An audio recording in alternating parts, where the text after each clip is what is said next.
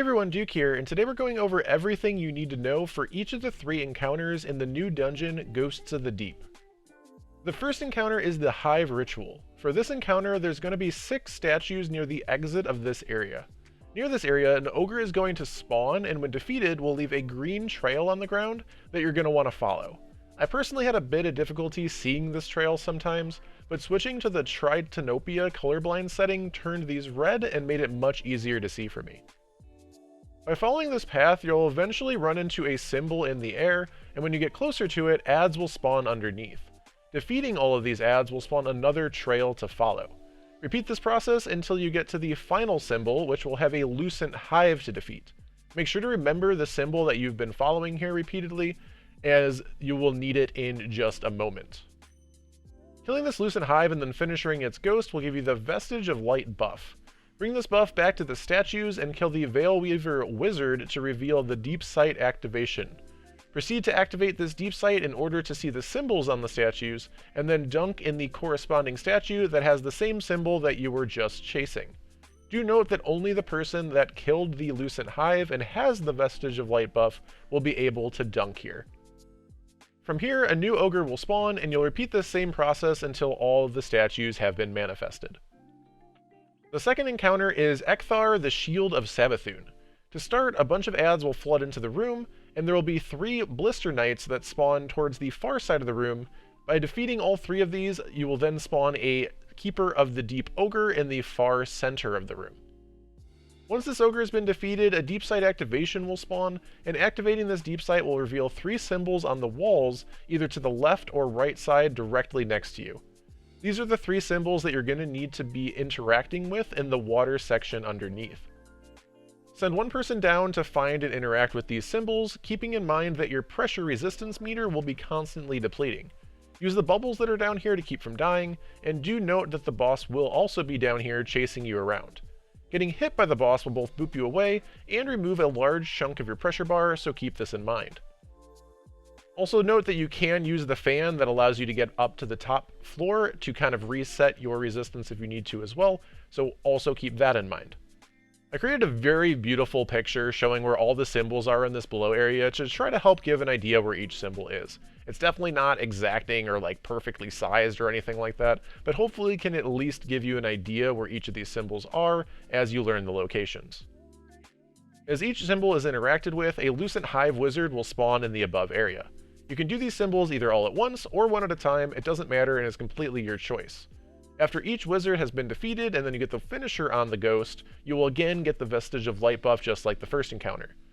Use this buff to dunk in any of the 3 statues in the room. There's one on the left, one on the far wall, and then one on the right side as well. Once all 3 wizards have been defeated and all 3 statues have been dunked in, the boss will teleport back up top along with a Wellkeeper Knight. This knight will drop a pool of light on the ground, which will be needed to break the boss's shield. Arbalist can one-shot the shield, but pretty much anything can break it reasonably quickly. From here, it's just a normal DPS phase. The boss is very aggressive, so close-range weapons seem to work best, with Acreus and swords both being good options, but there's no limit to how many DPS phases you can do, so run whatever you are comfortable with.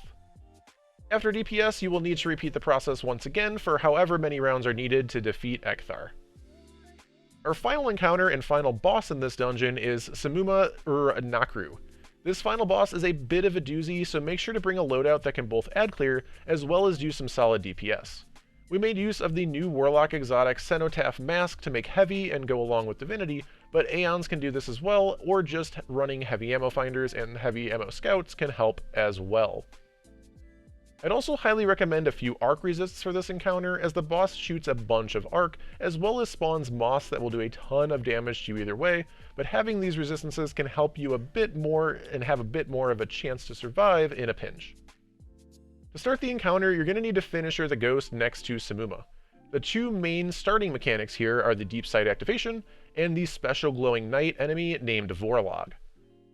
Activating the Deep Sight will show 3 glowing spots at different points on Oryx's corpse. These are the 3 spots that you're going to need to stand in while killing Vorlog. You're going to need to do this 3 separate times. After defeating Vorlog from one of the correct spots, you will notice an Oryx symbol along with a circle sight appear. By standing in position to be able to basically use this circle to quote-unquote circle the Oryx logo, the symbol will disappear and instead give you a hive symbol above.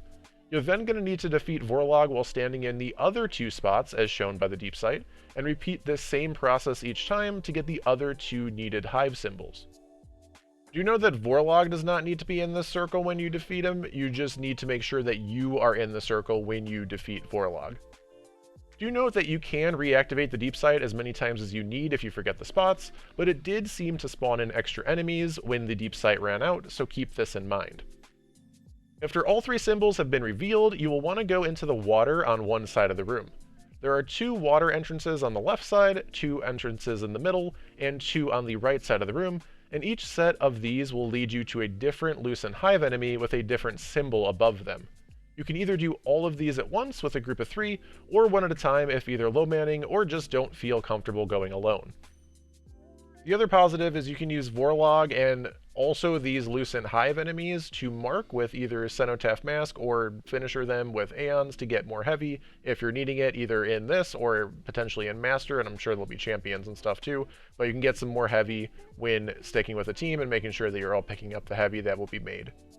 Make sure to remember the symbol above your Lucent Hive's head, and after killing and finishing its ghost, you will get the Vestige buff from the previous encounters. Go back through the water into the boss room, and match the symbol from your Lucent Hive kill to the symbols you revealed earlier. You will need one person to activate Deep Sight again in order to see the spots to dunk underneath each of these sets of symbols, but again you can either dunk these all at once, or one at a time. Just note that for each individual Vestige buff that you get, you'll have 1 minute to dunk that buff in the correct location, or you will spontaneously combust and die.